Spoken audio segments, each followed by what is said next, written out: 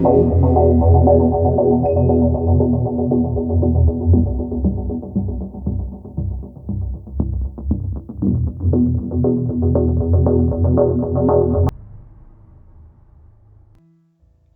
and welcome to another narration presented by yours truly, Cryptids Roost. Please be so kind as to throat punch the like button, and don't forget to smack the arse of that subscription button as well. Plus, don't forget to share the video far and wide also. This will help with YouTube's algorithm and will help promote the channel more. If you would like to support the channel and help make it grow, all donations can be made to paypal.me/cryptidsroost and would be gratefully received. If you enjoy listening to the following story, be sure to pop over to the author's Reddit profile and drop them a line, or even give them a glowing review. I'm sure they'd appreciate it. The link to their Reddit profile will be below in the description. Don't forget to check out the merch store. The link will be in the description and also in the video thumbnail. If you would like an honourable mention, send in a snapshot of yourself with your purchase from the merch store and I'll feature it in one of my videos. If you're going to leave a dislike, please leave a comment as to why. That way I can see what you didn't like about the video and I can possibly make changes in further videos. Thank you. And have you written a CreepyPasta story you would like me to narrate? Or have you had any cryptid sightings, paranormal or supernatural encounters? And you can submit your stories and encounters to cryptidsroost@gmail.com. If you wish to remain anonymous, that's fine with me. Again, all the links are listed below. So grab your coffee, sit back and enjoy the show. And don't forget, where fear is, happiness is not. The weirdly imaginative fantasy Bestiary my 10-year-old daughter is doing. This fantastic short story is written by Deep Within My Own Head, a wonderful author over on Reddit's Nosleep subreddit. As a self-assumed nerd, I have to say I'm proud of my little girl Elizabeth, or as I call her, Lizzie. She just follows in my footsteps when it comes to liking mythology, cryptids and fantasy animals. Yes, you guessed right, she loves fantastic beasts and where to find them. She was born with the same imaginative mind that I had when I was her age, and she definitely knows how to exercise it. My wife thinks it's a bit too much when she stays up until late on Friday nights drawing dragons, unicorns, or unicorn dragons in the drawing book we gave her last year. The younger one, Cameron, isn't as imaginative as her, unfortunately, but I love him all the same. While he is not as creative, he certainly compensates it with his lively, happy personality. Never have I seen that boy crying since he stopped using diapers. He's also a natural leader. You gotta see him commanding his friend in the little backyard exploration expedition they organised last summer. And so I consider myself a pretty accomplished father, and I'm sure my wife sees herself as a pretty accomplished mother. Nonetheless, these past few weeks has made me wonder if everything is alright with Lizzie. It all started on a day that was raining a lot. The kind of day you just give up doing anything outdoors, and even going to the backyard seems to require a boat. Children were already staying a lot indoors due to the pandemic, and that obviously made some sparks appear between the two. Sibling rivalry, the usual. But that particular afternoon, Cam seemed particularly wary around his sister. He would throw looks at her from a distance, and when she looked back at him, he would hide behind the furniture. "Cam, buddy, tell your dad, is everything okay? Did you fight with your sister?" "Lizzie is with that scary notebook. She's talking about monsters. I don't want to hear about them," he told me, hands on his head like he was protecting himself from something. Okay, typical situation. Older sibling scares younger sibling, talking about witches that eat blonde little boys, or sea monsters that come out of the bathtub drain, or boogeymen in the closet, or whatever. Nonetheless, to give the little guy some relief, I decided to talk to Lizzie. Lizzie was concentrating on a notebook I don't remember giving her, but she had so many that I just probably forgot about it. "Hey, Princess, what are you doing?" Then Lizzie rose her eyes and looked at me in the face, her deep blue eyes extremely serious. "I'm updating my guidebook." "Oh, cool. Can you tell me what this guidebook is about?" "Yeah, I guess. See, Daddy, this is about the creatures, the ones I see here at home sometimes." "Wow, that sounds great, sweetie. Can I have a look?" She nodded and passed me her guidebook. Contrary to what I was expecting, there's no figures at all. She's just writing it down, like she actually was recording some kind of creature watching session. Number 12. Unicorn Man. Arms 2, legs 2, skin white, glows purple. Longhorn in the forehead, has hooves. 3 big claws on each hand. Likes chocolate muffins. Dislikes getting to bed early. I must admit I laughed inside. That was almost more childish than what I expected from Lizzie. I just told her not to scare her little brother describing the creatures, since he was too young to understand it yet. She once again deeply nodded, with that serious look on her face that she always gave when concentrating. I considered the incident solved.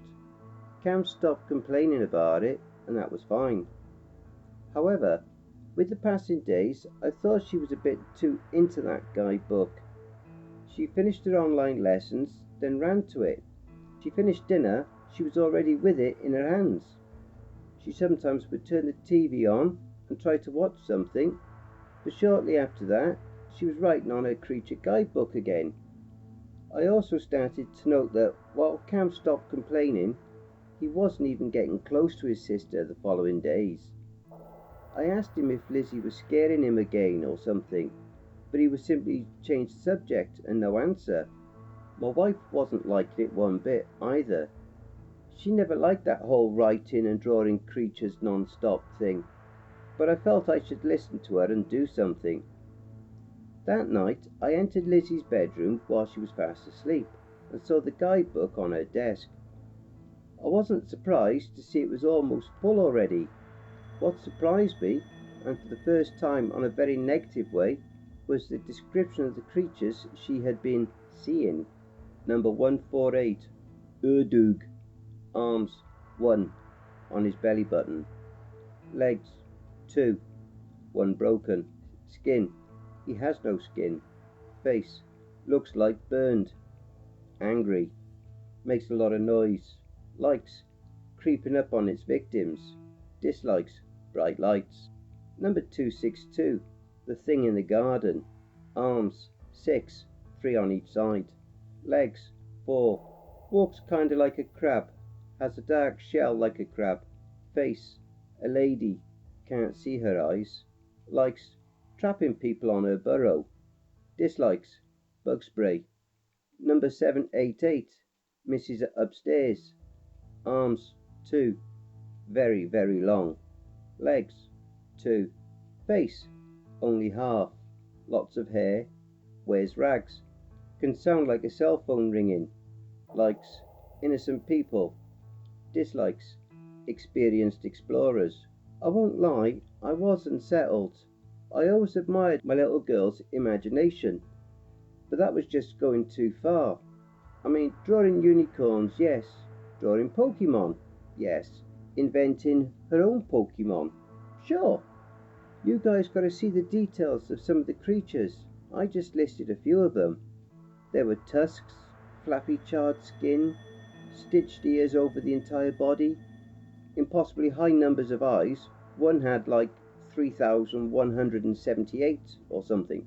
Shrunken ape heads, bird skulls covering the eyes. And don't even get me started on tentacles and horns and faces and mouths. Lizzie wasn't trying to create her own list of imaginary friends or fan Pokemon. She was listing down the entire court of hell there. I must admit, I felt disorientated following that little discovery. As much as I believed it all came from her head, I was getting worried about where she'd get references for creating that damn bestiary. I mean, pulsating egg sacs under the eyes, freely moving toucan skulls that came from inside the mouth. Back to my bedroom, I laid down on my bed, struggling more than I'd like to admit to get back to sleep. It must have been the purple glow I saw reflected on the wall. Some fucking teenager trying to mess with the neighbours, I'm sure. The following morning, I woke up to the sound of my wife arguing with Lizzie, and Cam was crying. It was impossibly early for everyone getting up on a Saturday. I came to the kitchen, and surely Cam was crying in the corner, holding his hand. He didn't want to show me right away, but it seemed like he was bitten by something, and my wife was visibly very angry with Lizzie. Although I could see in her eyes she was also very worried. Lizzie was trying to tell her mom something. She was desperate for her to listen. Hey, everyone hold on a second. What the hell happened? Joel, that's enough. She needs to stop this guidebook or something. She hurt Camp when he tried to pick up the book. It wasn't me. I swear. It was that thing. I swear.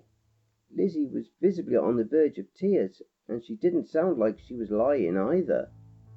Honey, what thing? I got on my knees and looked straight into her beautiful eyes. She certainly wasn't lying. Trembling, she gave me the guidebook. What she wanted to show me was on one of the last pages. Number 994. Question marks for the name. Arms, 0. Legs, 0. Face, 0. Has no colour. Has no body. Has no sound, only if it wants to. Likes getting what it wants. Dislikes, there was nothing listed. Something about it made me shudder, and at first I didn't know why. The dislike section was empty, and from last night I could tell she never left that part empty. Honey, I started, trying to hold back my fear and to enter her own game. This one doesn't seem to dislike anything. Why? I guess he would dislike not getting what he wants. But that's just impossible. He always gets what he wants. I'm scared, Dad. The atmosphere in the kitchen was getting heavy by the minute. Cam had stopped crying, now on my wife's arms. She didn't look angry anymore. She looked frightened, just like I probably did. I could only hug Lizzie. I told her I would keep the guidebook. After this incident, the rest of the day kind of progressed normally. My wife and I were talking about seeing a children's psychologist, maybe even a psychiatrist. I'm strongly against it. I kept going through the bestiary my daughter made, her guidebook of walking nightmares. I just realised something that I should have seen earlier, something that got me trembling. Just below the description of creature 994, there was a small reminder. Don't tell Daddy about this. That wasn't Lizzie's handwriting. That wasn't written by my little girl. What should I do?